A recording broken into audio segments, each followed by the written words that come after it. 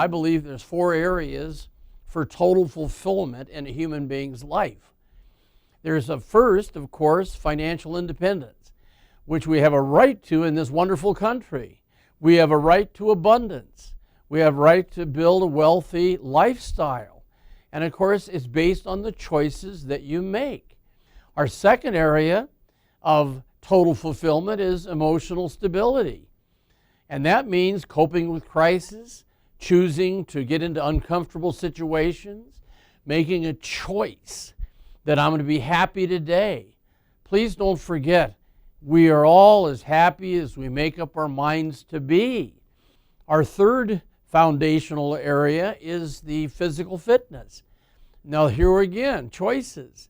You choose the foods you eat, you choose the things you drink, you choose the amount of exercise.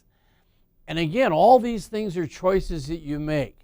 And then, of course, the last area is spiritual fulfillment.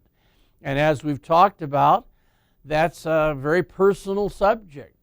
That's something that, of course, if you got me alone and said, Tom, I want you to share with me your spiritual beliefs, how you've done research on that.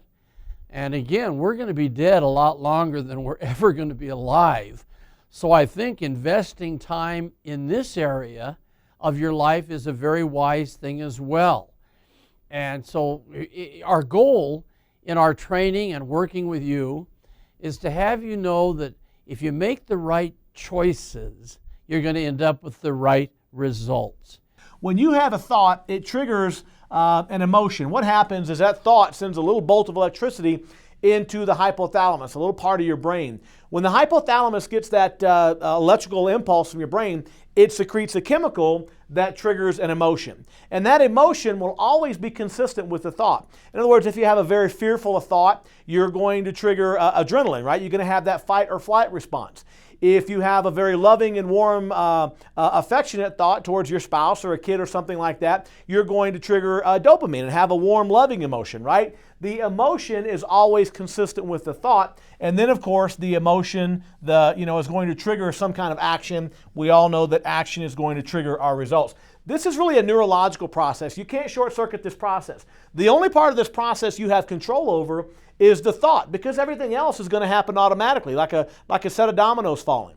The interesting thing is that emotions and actions are always a reflection of your thoughts, even if the thought is wrong. For example, imagine you're walking down the street with your family, and there's a guy walking towards you, a very menacing-looking character, and he's a threat to you and your family. He's got a knife in his hand. It's dripping with blood. He's got a gun in the other hand. He's walking towards you and your family. When you see that guy coming towards you, your thought's going to be, I've got to protect my family. I've got to fight or flight, right? You're going to have a very fearful thought and therefore a very fearful emotion. What's not going to happen is that when you have that fearful thought, you're not going to accidentally trigger endorphins and go over and give the guy a hug, right? The emotion, the action will always be consistent with the thought. We got to remember that. But here's the amazing part. The emotions and actions will be a reflection of the thought, even if the thought is wrong. For example, that guy walking towards you with that gun and that knife, well, he might be on his way to a masquerade party, right? He might not have any ill will or be any kind of a threat to your family whatsoever. The knife is fake, the gun is fake, the blood is, everything's fake. He's just going to a masquerade party. But does it change the way that you felt and the way you acted when you thought he was a threat?